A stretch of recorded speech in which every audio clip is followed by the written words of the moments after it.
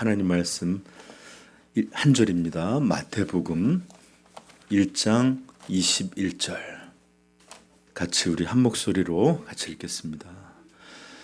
아들을 낳으리니 이름을 예수라 하라. 이는 그가 자기 백성을 그들의 죄에서 구원할 자이심이라 하니라.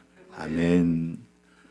자, 이제 우리 며칠 후면 수요일이 되면 이제 아주 기쁜 성탄절 크리스마스를 맞이하게 됩니다. 요즘 젊은이들에게는 조금 약간 취향이 좀 달라진 것 같아요. 어떤 이들은 크리스마스보다 저는 할로윈이 더 좋아요 하는 사람들이 조금 더 늘어나고 있는 추세이긴 하지만 그래도 오랜 기간 그리고 현재도 사람들에게 최고의 좋아하는 날 또는 또 이렇게 기대하고 이런 한 날을 물어보면 아마 대부분은 크리스마스예요 이렇게 대답하는 사람이 많을 겁니다. 그래서 크리스마스는 아직 그 할로윈 그날만을 위한 노래도 없고 그날만을 위한 어떤 뭐 다른 게 없는데 크리스마스는 그날만을 위한 노래가 있어요. 뭐라 그러죠? 캐롤. 뭐 징글벨부터 여러 개 많죠. 징글징글하게 많습니다. 캐롤도 있고 또 크리스마스에 대한 뭐 크리스마스 선물, 기적 뭐 이런 것들에 대한 영화, 소설 뭐 이런 것들이 넘쳐나요, 그렇죠? 그러나 정작 대부분의 사람들에게 이 날이 어떤 날인지는 사실 그 의미를 정확히 아는 이들이 많지가 않습니다. 그냥 좋은 날, 뭐 이런 서양에서 온 날, 뭐 이 정도로 생각하시는 분들 많은데 오늘 본문 말씀을 통해서 크리스마스가 정확히 어떤 날인지 전부는 아니지만 중요한 내용들을 한번 배워보려고 합니다. 자, 크리스마스라는 용어는 어디서부터 왔을까요? 원래는 크라이스트, 그러니까 그리스도의 마스, 미사라는 예배라는 것에서 합쳐져 갖고 합쳐져서 크리스마스라고 그래요. 어떤 옛날에는 이것이 마스가 태어남을 의미한다 그랬는데 정확히 하면은 사실 미사에서 온 말이라고 해요. 어원은. 그래서 그 날을 주님께서 오신 날을 기념한 미사를 가지고 크리스마스다 이렇게 불렀다고 해요. 자, 어쨌든 우리 한자를 써서 성탄절이라고 하는데 이것이 어떤 날인지 좀 살펴보십시다. 먼저 우리는 오늘 본문 배경에 대해서 먼저 좀 이해를 하셔야 돼요. 누가복음에 보면 마리아가 어떻게 이 아이를 수태하고 임신하게 되었는지를 잘 보여주는 내용이 나옵니다. 하나님께로부터 보내심을 받은 천사 이름도 등장해요. 가브리엘 천사. 여러분 천사들에게도 종류가 있는데 미가엘 천사장, 마이클이라고 부릅니다. 영어에는. 이 천사장은 보통 군대 장관으로 이렇게 뭔가 싸우러 나가 이럴 때 많이 등장하고 이 가브리엘 천사는 소식을 전하는 천사예요. 그리고 와서 마리아에게 수태고지라 부르는 내가 아들을 낳게 될 것이다 이렇게 알려줍니다. 누가복음 1장 30절 천사가 이르되 마리아여 무서워하지 말라. 왜냐면 먼저 진정부터 시키고 시작하죠.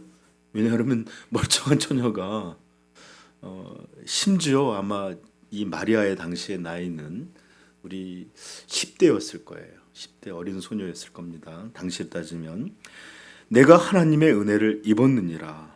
근데 그 은혜가 보라 내가 잉타하여 아들을 낳으리니 그 이름을 예수라 하라. 그가 큰 자가 되고 지극히 높으신 이의 아들이라 일컬음을 받을 것이요 주 하나님께서 그 조상 다윗의 왕위를 그에게 주시리니 영원히 야곱의 집을 왕으로 다스리실 것이며 그 나라가 무궁하리라. 이런 위대한 일을 네가 낳게 될 것이다. 그러자 마리아가 말합니다. 어머 끔찍한 소리 마세요 이랬나요? 아니에요. 아니 천사에게 나는 남자를 알지를 못합니다. 여러분 이제 우리 다 아시지만 아기를 낳으려면 남자를 하고 관계가 있어야 되잖아요, 그렇죠? 그런 일도 없는데 어떻게 제가 그렇겠습니까? 그랬더니 천사가 또 대답합니다. 천사가 대답하여 이르되 성령이 내게 임하시고 지극히 높으신 이의 능력이 너를 덮으시리니 이러므로 나실 바 거룩한 이는 하나님의 아들이라 일컬음 되리라. 일컬어지리라. 그리고 또 덧붙입니다. 대저 하나님의 모든 말씀은 능하지 못하심이 없느니라. 자, 마리아는 이 일에 대해서 어떻게 반응했을까요? 네? 결혼도 하진 않은 처자, 심지어 약혼을 가지고 있던 처자가 임신하게 된다는 얘기에 어떻게 반응했을까요? 마리아는 너무나 복되게도 이 사실을 온전히 아멘으로 믿음합니다. 마리아가 이르되 주의 여종이오니 말씀대로 내게 이루어지이다 하매 천사가 떠나니라. 어린 처녀였어도 이 일이 어떤 것이고 얼마나 큰 스캔들과 위를 갖고 올지 모르진 않았어요. 그러나 주의 여정이오니 말씀대로 내게 이루어지이다 하매 천사가 떠나가니라. 자, 누가복음은 이렇게 어떤 이 예수님이 태어나는 걸 마리아 중심 관점에서 우리에게 보여주고 있어요. 그런데 오늘 읽은 마태복음은 마리아가 아닌 요셉의 입장에서도 우리를 생각해 볼 수 있도록 우리를 유도하고 있습니다. 그 시각의 초점이 마리아가 아니라 그 남편된 요셉에서 우리를 생각해 보도록 유도하고 있습니다. 자, 그는 경건하고 의로운 사람이었습니다. 마태복음 우리 앞부분에 한번 보면 우리 18절부터 한번 읽어볼까요? 예수 그리스도의 나심은 이러하니라.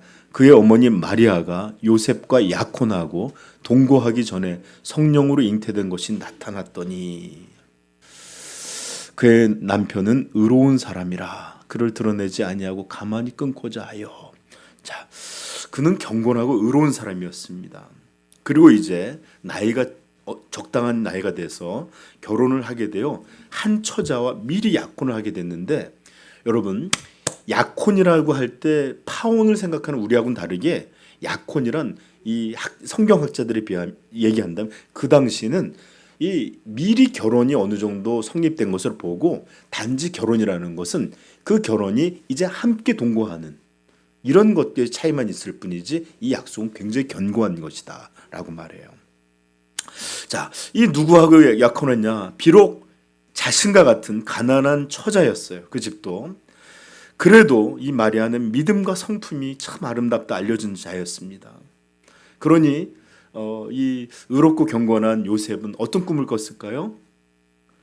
아름답고 경건한 가정, 그곳에서 자녀들과 함께 하나님을 잘 섬기고 또 행복한 가정을 이룰 거라고 생각했는데 갑자기 소식이 들려옵니다.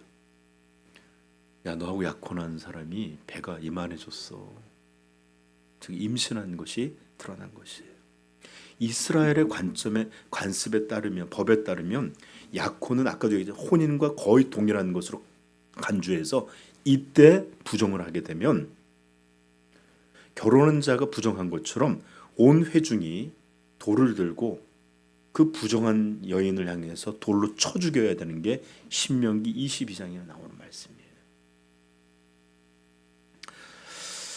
그러니 아까 마리아도 굉장한 것을 사실 모르지 않았을 텐데 이것을 아멘하고 받아들였을 뿐만 아니라 이제 이런 일들을 보고 있는 이 의로운 요셉은 아내 될 여인을 데려온다라고 하는 것이 그에게 몹시도 커다랗고 두려운 일이었습니다.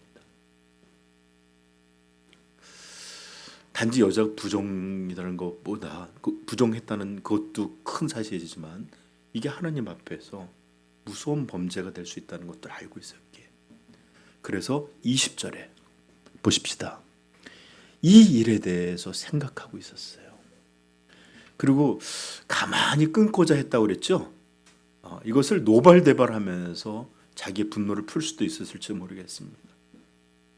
그러나 그는 한 여인을 생각해서 조용히 그것을 그냥 깨는 정도로만 생각하려고 했었던 것 같아요. 아무튼 여러 가지 이런 것들을 고민하고 생각할 때, 자 20절 읽어볼까요? 주의 사자가 현몽하여 이르되 다윗의 자손 요셉아 내 아내 마리아 데려오기를 무서워하지 말라. 그에게 잉태된 자는 성령으로 된 것이라. 그는 두려워하고 있었어요. 이 일들을. 이것을 감당할 수 있는 자신이 없었어요. 그런데 그러기 때문에 오히려 천사가 그 꿈속에서 다윗의 자손 요셉아 내 아내 될 사람이라고 말하지 않죠. 내 아내 마리아 데려오기를 무서워하지 말라. 그에게 잉태된 자는 성령으로 된 것이니라. 그리고 나서 오늘 우리가 읽은 본문이 등장합니다. 같이 읽어봅시다. 시작. 아들을 낳으리니 이름을 예수라 하라. 이는 그가 자기 백성을 그들의 죄에서 구원할 자이심이라 하니라. 아멘. 자, 그리고 난 다음에 계속해서 22절, 23절에도 천사의 말이 등장해요. 이 모든 일이 된 것은 선지자로 된 것이고 보라 처녀가 잉태하여 아들을 낳으리니 그 이름은 임마누엘 하나님이 함께 하시는 분이다. 이러면서 이 얘기가 나오고 24절에 이제 보십시다. 읽어봅시다. 시작. 요셉이 잠에서 깨어 일어나 주의 독자의 분부대로 행하여 그의 아내를 데려왔으나. 자, 이제 아내를 데려오게 됐다라는 거예요. 그리고 하나 더 붙이기를 아들을 낳기까지는 동침하지 않았다. 이런 이야기가 이제 등장합니다. 자, 오늘 우리는 이런 배경들 속에서 천사가 두려워하고 있던, 무서워하고 있던 요셉에게 들려줬던 이야기를 통해서 오늘 우리가 좀 말씀을 통해서 크리스마스가 어떤 것이 되어야 될지를 좀 생각해 보십시다.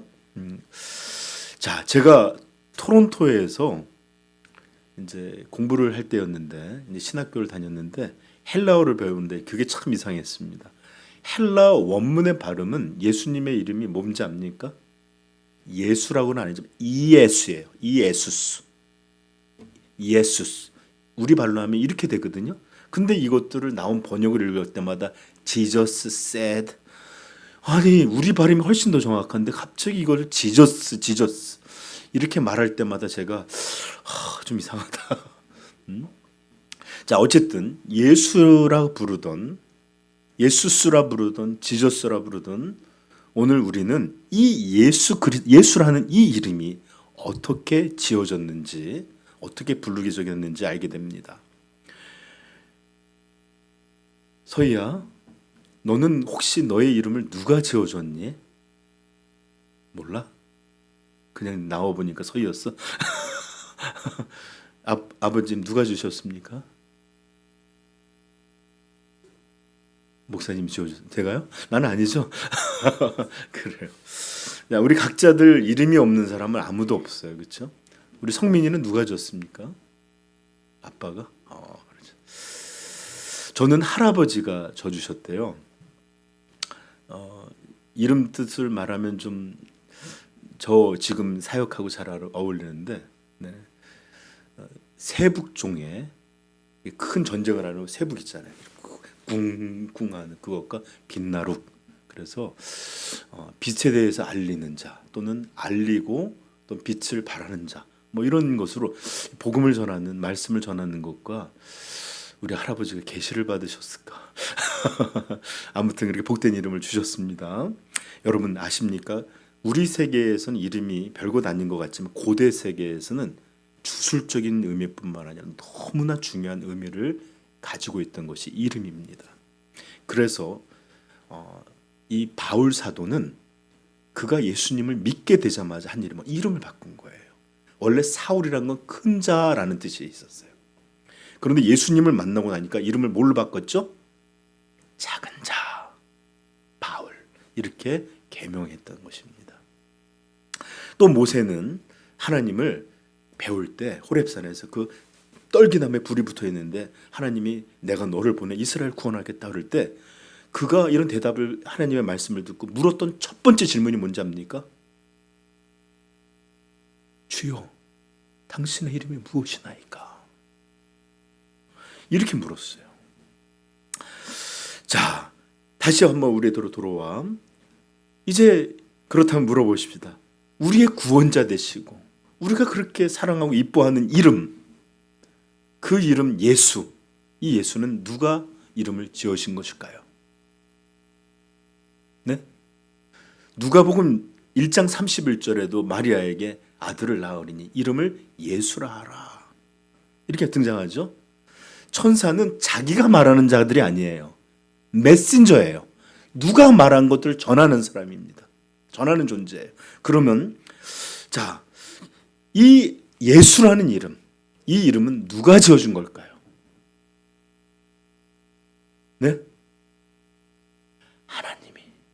하나님 아버지께서 직접 이름을 지어주신 것입니다. 예수, 예수, 예수. 우리가 그토록 사랑하는 이름 예수는 사람에게서 나온 이름이 아니요, 하늘아버지가, 우리 하나님께서 직접 지어주신 이름입니다. 거기 무슨 뭐가 재밌나요? 네. 현주 이름도 뭐 어떤 비밀이 있나요? 아니야. 자, 여러분, 이렇게 하나님이 친히 지어주신 이 이름, 그래서 이 이름으로 불리는 분을 우리는 존귀히 여기고 소중히 사랑할 수 있기를 축복합니다. 네. 그리고 여러분들, 이 이름을 우리가 생각할 때마다 우리는 이것이 하나님께로부터 온 이름인 거라는 걸 분명히 알아서 정말 기억할 때마다 하나님을 다시 한번 떠올리게 되는 그런 이름이기도 합니다. 그리고 또한 이렇게 이름을 예수라 하라 라고 하나님께서 지어주심은 그것 이름이 무엇이다 라는 것뿐만 아니라, 여러분, 보통 아이가 태어나면 이 이름을 지어줄 권리가 누구에게 있어요? 아버지, 부모에게 있어요. 물론 맡겨서 다른 분에게, 목사님 저희 대신 이 아이의 이름을, 복스러운 이름을 지어주십시오 할 수도 있고, 여기 가서 몇십만 원 바치고 우리 애의 인상이 풀릴 장명소에 가서 이름 좀 지어달라고 할 수도 있고, 그럴 수도 있지만 이 권리는 아버지, 엄마에게 있는 거예요. 즉, 이 이름은 다른 이가 아닌 부모, 아버지에게 그 이름이 권리가 있어요. 그러므로 천사가 이 이름을 예수라 하라 라는 말씀 속에는 누가 이 존재의 아버지이심을 선명히 보여주는 그런 내용이기도 합니다. 아멘. 네, 예수 그리스도의 아버지는 하나님이시다. 그러므로 아비로서 내가 그 이름을 지어준다, 이렇게 우리가 이해하시면 좋겠습니다. 자, 그렇다면 여러분, 이제 예수스라는 그 이름은 어떤 뜻을 가진 이름일까요? 어떤 뜻? 제가 좀 전에 얘기했죠. 제 이름은 그런 뜻이 있다고, 그죠? 자, 예수라는 이름은 히브리어로는 이 말이 어떤 거냐면 여호수아예요. 또는 짧은 형태로 예수아라고도 불리기도 하거든요. 이 여호수아의 뜻은 어떤 뜻이냐, 이름의 뜻은, 이 히브리어는 우리나라처럼 표음어가 아니에요. 표의어예요. 한자는 음과 뜻이 있죠. 그런 것처럼 얘네도 마찬가지예요. 예호수아 그러면 그건 우리처럼 음만 표기하는 게 뜻이 있어요. 그것은 하나님이 여호와가 구원이시다라는 뜻이에요. 그것을 이 그리스 헬라식으로 포기해서 쓴 게 바로 예수스가 되는 거예요. 그러므로 예수 그리스도의 이름은 여호와가 구원이시다 라는 그런 의미를 갖고 있는 것입니다. 천사는 이분이야말로 하나님의 약속하신 종말적 구원, 그냥 작은 어떤 곳에서 오는 게 아니라 정말로 이 구속사의 진짜 구원을 이루는 구원자가 탄생했음을 그의 이름 속에서 선포하고 있는 것입니다. 여러분, 세상에는 많은 여호수아가 있었어요. 또 동시대에도 예수라 불리는 사람들이 너무 많이 있었습니다. 이게 아주 특이한 이름은 아니었대요. 그러나 오직 이분만이 하나님께로부터 이름을 받은, 그리고 종말적으로 모든 인류의 이 죄를 해결할 구원자로서 이 땅에 오신 진짜 예수, 진짜 구원자라고 성경은 선포해 주고 있습니다. 사도행전 4장 11절, 다른 이로서는 구원을 받을 수 없나니 천하 사람 중에 구원을 받을 만한 다른 이름을 우리에게 주신 일이 없음이라 하였더라. 그렇습니다. 예수님의 이 이름은 구원의 이름이요 구원자의 이름인 것입니다. 그분의 이름이 이 구원이라면, 자, 그렇다면 우리에게 주시는 구원자는 도대체 무엇에서, 어떤 것에서 우리를 건지시고 구원하시는 그런 구원자입니까? 자, 성경은 우리에게 하나만을 말하고 있어요. 하나. 뭐라고 읽어버렸죠? 다시 읽어봅시다. 1장 22절, 아들을 낳으리니 이름을 예수라, 구원자라 부르라는 거예요. 이는 그가 자기 백성을 그들의 죄에서 구원할 자이심이라 하니라. 네, 다른 구원이 아니라 그들의 죄에서 건지시는 구원자라고 말하는 것입니다. 여러분 잘 들으세요. 성경은 정치적인 구원자로 예수께서 오신 것이 아니라고 분명하게 들려줍니다. 당시 이스라엘은 로마의 식민지였어요. 이스라엘 사람들에게 자랑이 뭐냐?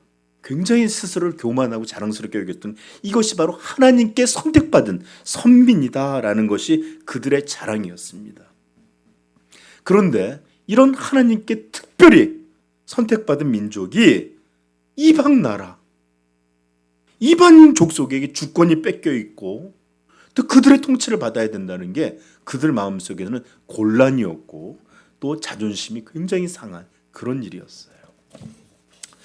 그러다 보니까 이스라엘 대부분의 모든 사람은 이제 성경의 약속을 알아요. 다윗의 후손으로 메시아가 올 거라는 걸 들었어요. 그래서 다윗의 후손으로 메시아를 기다렸는데 다윗과 같이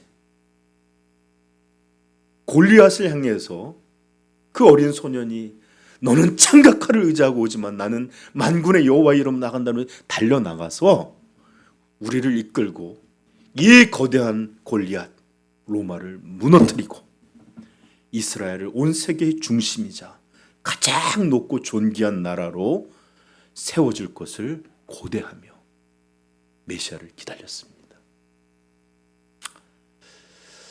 그래서 어떤 이들은 이거 뭐 썰이에요. 예수님의 제자들 중에는 이렇게 열성파였던 사람들이 왔었고 실망해서 또 예수님에 대해서 떠났다 이런 얘기도 있었습니다. 아무튼 성경은 예수님은 이런 정치적 구원자로서 온 것이 아니라 오직 인류의 죄에서, 자기들의 죄에서 우리를 구원하시기 위해 오신 죄로부터의 구원자라고 분명히 들려주고 있습니다. 여러분 저 좀 보세요. 우리의 진짜 적은 로마라는 압제가 아니에요. 우리의 진짜 적은 독재도 아니고 공산주의도 아니고 우리의 진짜 대적은 무엇이냐? 그것은 바로 죄. 죄야말로 우리의 진짜 대적입니다. 그리고 수많은 우리의 압제들은 다 이 죄에서 나온 그런 욕심들에서 나온 것에 지나지 않습니다. 그러므로 예수님은 이렇게 정치적인 메시아, 구원자로 오지 않았다고 분명히 들려주고 또 두 번째는 어떤 이들에게는 모든 고난에서 자신들을 건져주실 그럴 구원자, 그런 메시아를 기대했습니다. 생각해 봅시오. 당시에는 몹시도 가난했고 또 궁핍했던 게 보편적인 형태였어요. 이스라엘에게. 그런데 이렇게 풍부하지도 못한 나라에서 식민지가 됐다라는 게 어떤 뜻일까요? 많은 자원들을, 식량들을 수탈당했다라는 것이 이게 바로 식민지를 삼는 원인이에요.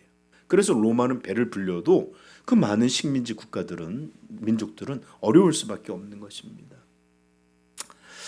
이렇게 어려울 때 심지어 그 남은 적은 자원마저도 누가 대부분 차지하느냐? 먼저 힘있고 부유한 자들이 대부분의 것을 소유하고 있습니다. 지금도 그래요. 자본주의 우리가 지금 보통 잘 살고 있지만 대부분의 큰 5%에 소속하는 사람들이 이 국가의 재산의 한 몇십 퍼센트를 거의 그들이 차지하고 있는 것들이 오늘날에도 현실입니다. 그러니 이런 제한이 없는 고대 세계에는 얼마나 이런 빈부의 차, 그다음에 이 힘 있는 권력자들의 독점이 심했겠습니까? 그러니 이들의 배고픔, 빈곤 이런 것이 얼마나 그들에게 고통이었겠어요. 그죠? 그런데 예수님이 행하신 일들 중에 단지 물고기 2마리, 빵 5개가 있었는데 예수님이 축사하시니고 이걸 떼어주는데 성인 남자만 5,000명이 먹는 기적을 이들이 보았어요. 그냥 들은 게 아니라 먹었어요. 진짜로 떼어줄 때마다 끊임없이 흘러나와서 12바구니가 넘는 그런 것이 남는 것을 보았습니다. 이럴 때 사람들의 눈이 어떻게 됐을까요? 눈이 돌아가지요. 영화 같은 데 보면 막 이렇게 도망가다가 혼란을 만들려면 어떻게 하죠? 돈을 뿌리잖아요. 막 그러면 사람들이 와 주스러 가면 혼란인 것처럼 이 배고픈 사람들에게 빵을 주는 것을 봤단 말입니다. 눈이 돌아갔어요. 그래서 요한복음 6장 14절에 이런 얘기가 나옵니다. 그 사람들이 먹은 사람들이 예수께서 행하신 이 표적을 보고 말하되 이는 참으로 세상에 오실 그 선지자니라. 그 구원자니라 이 말인 거예요. 그러므로 예수께서 그들이 와서 자기를 억지로 붙들어 임금으로 삼으려는 줄 아시고 다시 혼자 산으로 떠나가시니라. 예수님은 이렇게 그들의 고난을, 빈곤을 해결해 주는 그런 구원자로 그들이 떠받들려고 할 때 어떻게 했다고요? 사람들을 떠나가심으로 나는 부와 번영과 고난을 해결하는 구원자 되시기를 거절하심을 요한복음은 보여주고 있습니다. 그리고 많은 이들이 또 예수님을 떠나갔지만 우리의 기대와는 다르게 예수님은 그들을 붙잡지 아니하셨어요. 오히려 남은 제자들에게 뭐라고 물었는지 압니까? 너희도 나를 떠나려느냐? 그랬더니 베드로가 멋있는 말을 하죠. 시몬 베드로가 대답하되 주여 영생의 말씀이 주께 있사오니 우리가 누구에게 가오리이까? 우리가 주는 하나님의 거룩하신 자인 줄 믿고 알았사옵나이다. 이렇게 어떤 많은 사람들이 이런 고난과 그 다음에 가난, 빈곤 이런 것에서부터 건져주시는 메시아로 삼기를 바랬죠. 예수님 그러지 않았어요. 또 어떤 이들은 또 다른 메시아를 기대하기도 했습니다. 질병 또는 수많은 어려움에서 이 곤고함에서 우리를 건져줄 그런 메시아를 기대하는 사람들도 있었습니다. 그러다 보니까 정말 엄청난 사람들이 이런 기대를 가지고 예수님 앞에 모여들었고 환호했고 열광했습니다. 그러나 이런 흥분은 예수님의 오신 목적 때문이 아니었습니다. 예수님이 오신 그 목적 때문이 아니라 자기들의 무엇인가와 서로 맞는지라고 환호한 거예요. 그러나 예수님은 이런 것들에 대해서 기뻐하지 아니하셨습니다. 마태복음에 보면 13장 58절 그들이 믿지 않음으로 말미암아 많은 능력을 행하지 아니하시니라. 그들이 이렇게 바라는 것들을 해주는 게 원하는 게 아니라 이것을 통해 믿음을 갖기를 바라셨던 거예요. 근데 그들은 이런 게 아니라 이런 기적에 이런 병고침에, 이런 놀라운 이적들에만 환호한 거예요. 더 나아가 예수님이 이런 모습을 책망도 하셨습니다. 누가복음 찾아보십시다. 가끔 찾아봐야 또 긴장이 되죠. 누가복음 10장 13절.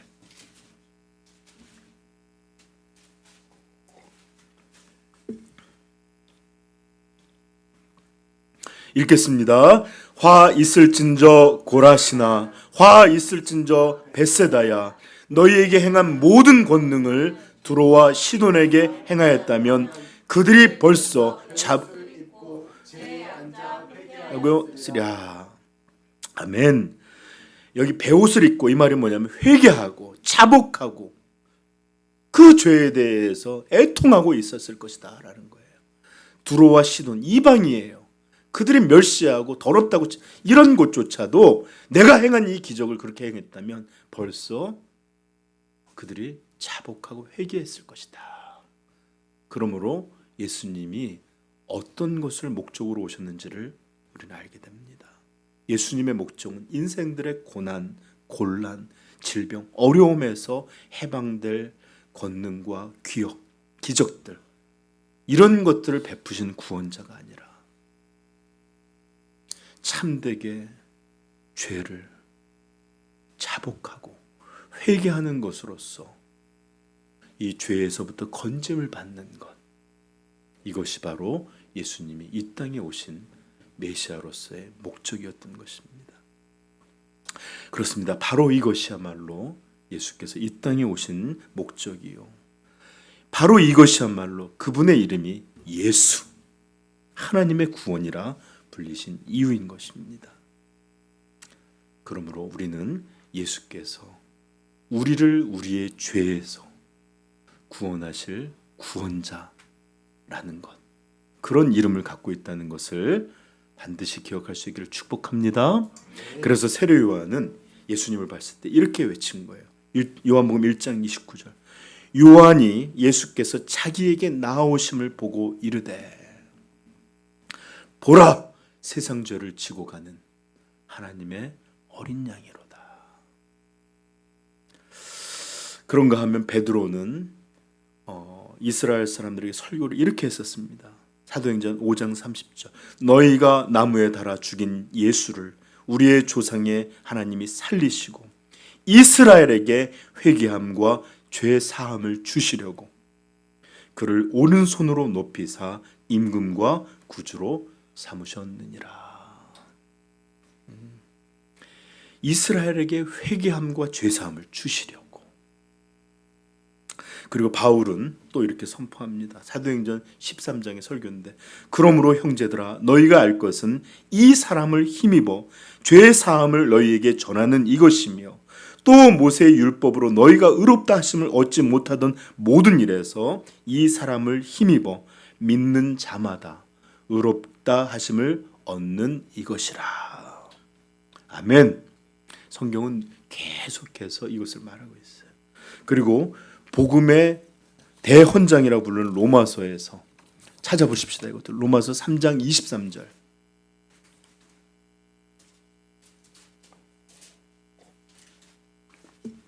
몸이 좀 노곤하거나 이렇게 자꾸 이렇게 정신이 없으면 일어나셔도 좋을 것 같아요. 자, 로마서 23절부터 25절 시작. 모든 사람이 죄를 범하였음에 하나님의 영광에 이르지 못하더니 그리스도 예수 안에 있는 속량으로 말미암아 하나님의 은혜로 값 없이 의롭다 하심을 얻은 자 되었느니라. 이 예수를 하나님이 그의 피로써 믿음으로 말미암는 화목제물로 세우셨으니 이는 하나님께서 길이 참으시는 중에 전에 지은 죄를 간과하심으로 자기의 의로우심을 나타내려 하심이니. 아멘. 자, 이제 여러분, 그러나 이렇게 성경이 누누이 계속해서 말씀해 주심에도 불구하고 너무나 슬프고 안타깝게도 오늘날의 현대인들, 현대 그리스도인들은 예수님이 누구신지, 또는 어떤 구원자인지, 무엇을 위해 오셨는지, 또 우리를 무엇에서 건지는 분이신지를 거의 알지 못하는 것 같습니다. 왜일까요? 그들은 여전히 기도하면 복을 주시는 구원자를 생각하고 고난에서 해결할 구원자를 생각하고 여전히 자기를 영화스럽게 만들 그런 구원자를 기대하고 있습니다. 왜 그들은 이런 것들을 하지 못할까요? 왜 우리는 교회에 나와서 스스로 죄인이라고 고백할 때조차도 죄가 무엇인지, 이 죄는 얼마나 무섭고 치명적인 것인지, 그리고 이것이 얼마나 무서운 심판을 불러오는지 아무것도 모르는 사람들처럼 죄인됨을 고백하고 오히려 나와서 자기의 의로움을 자랑할 때가 얼마나 많습니까? 저는 여러분들 더 길게 이 죄에 대해서 이야기는 하지 않겠습니다. 다만 예수 그리스도의 이름이 구원이라는 것과 이 구원은 자기 백성을 그들의 죄에서 구원하실 그런 이름, 그런 구원자이심을 알게 되기를 그저 바란다고 여러분에게 축복하고 싶습니다. 바울 사도는 오히려 이 말씀을 너무나 기뻐했어요. 디모데전서 1장 15절에 이렇게 말합니다. 미쁘다 모든 사람이 받을 만한 이 말이요, 그리스도 예수께서 죄인을 구원하시려고 세상에 임하셨다 하였도다. 죄인 중에 내가 괴순이라. 미쁘다, 아름답다 이 말이요, 모든 사람이 받을 만한 이 말이요, 그리스도 예수께서 죄인을 구원하시려 세상에 임하셨다 하였도다. 죄인 중에 내가 괴순이라. 이 예수님이 이 악한 나의 구원자시다. 이렇게 그는 기쁘게 외치고 있는 것입니다. 그러므로 사랑하는 성도님들, 제발 죄를 죄로 알게 되기를 축복합니다. 아니, 정확히 죄를 참되게 알아야만 구원을 받고 참된 그리스도인이 될 수 있습니다. 오늘 주보에 여러분들에게 실어준 글들을 보십시오. 구원의 불가피한 요소, 제가 읽어드리겠습니다. 자신에 대한 영적 감각은 구원의 자각을 위해 불가피합니다. 자신의 병을 먼저 자각해야 영혼이 적절한 치료책을 깨닫고 믿음으로 받아들일 준비를 갖추게 됩니다. 하나님께서 능력이 있으신 자신의 아들을 나타내시고자 하실 때마다, 복음이 기쁜 소리가 되게 하실 때마다 하나님께서는 사람의 양심으로 하여금 죄의 짐을 느끼게 하고 그 아래에서 신음하게 하십니다. 시편 말씀, 내 상처가 썩어 악취가 나오니 내가 우매한 까닭이로소이다. 내가 아프고 심히 구부러졌으니 종일토록 슬픔 중에 다니나이다. 물은 나의 영혼에는 재난이 가득하며 나의 생명은 수월에 가까웠사오니. 무슨 뜻이냐? 주여, 내 안에 지옥이 있습니다.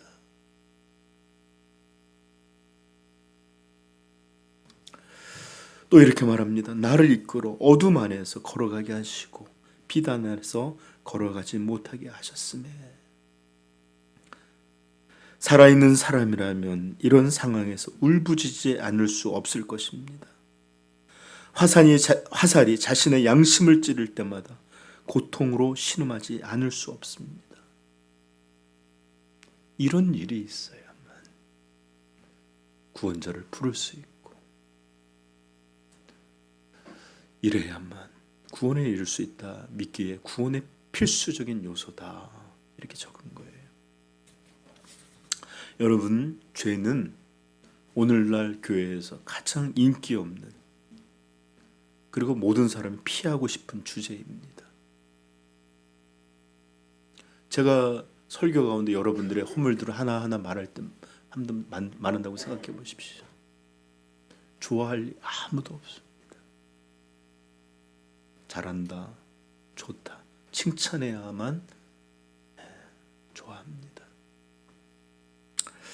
그러나 성경은 이 죄야말로 가장 우리 신앙의 근본적인 문제, 본질적인 문제로서 성경에서 끊임없이 언급하는 주제이며, 이것이 없이는 예수님의 구원이라는 말, 복음이라는 말, 천국이라는 말, 아무것도 의미를 가지지 못하게 되는 그런 본질적인 요소다라고 성경이 우리에게 들려주고 있어요. 그러므로 사랑하는 성도 여러분, 부디 죄에 대한 설교를 싫어하지 않기를 바랍니다.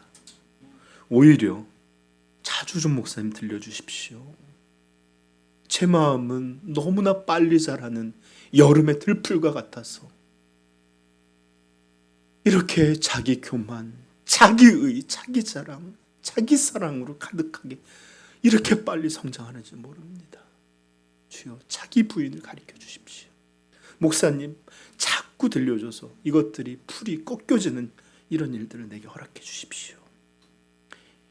이렇게 부탁할 줄 아는 성숙하고 온전하고 또 지혜로운 성도 되시길 축복합니다. 저는 정말로 죄가 무엇인지 군대 가서 여름에 들풀을 깎으면서 알게 됐어요. 우리 부대가 굉장히 넓은 곳이었는데 나타나 주지 않고 맨손으로 이걸 뽑게 했어요. 그래서 한 2, 3주를 뽑고 나면 어떻게 될까요? 처음 뽑았던 데가 다 자라있어요. 훈련으로 조금만 내버려 두면 아주 엉망이 되어버립니다. 여름 풀보다 더 빨리 본성에서 악이 자라는 것, 죄가 자라는 것, 내 마음대로 하고 싶고 미워하고 싶고 이렇게 하고 싶은 이런 모든 것이 우리 안에서 너무 빨리 자랍니다.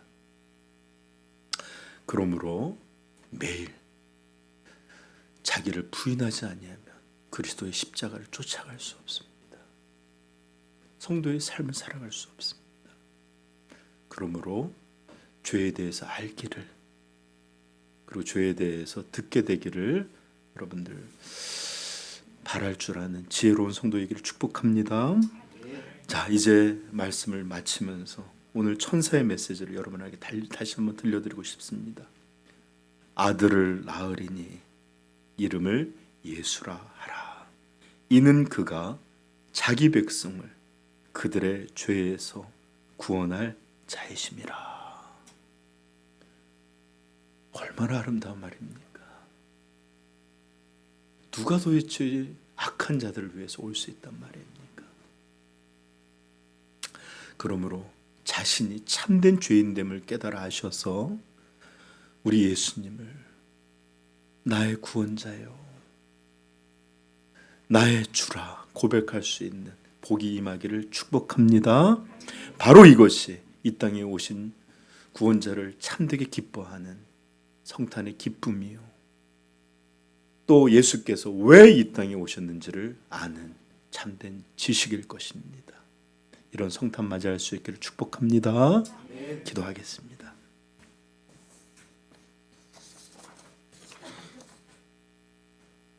예수님은 죄 있는 자들은 오라 부르시지만 세상에는 자기의 죄를 깨닫는 죄인과 자기를 죄인으로 알지 못하고 의롭다고 생각하는 죄인만 있을 뿐이에요.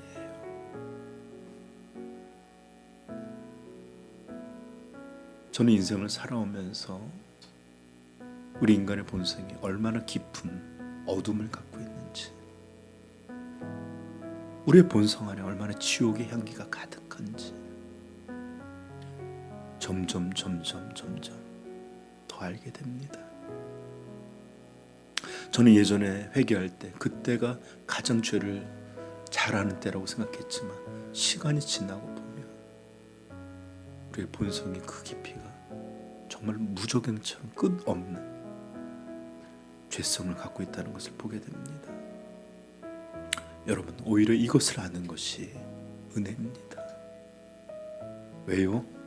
예수께서는 죄인을 구원하러 임하신 구원자이시기 때문에 그렇습니다. 그러므로 이 시간에 우리 같이 성탄을 맞이하면서 죄인을 구하러 오신 예수, 이분을 진정으로 기뻐하고 감사하는 성탄 되기를 우리 소망하면서 기도하십시다. 기도하겠습니다.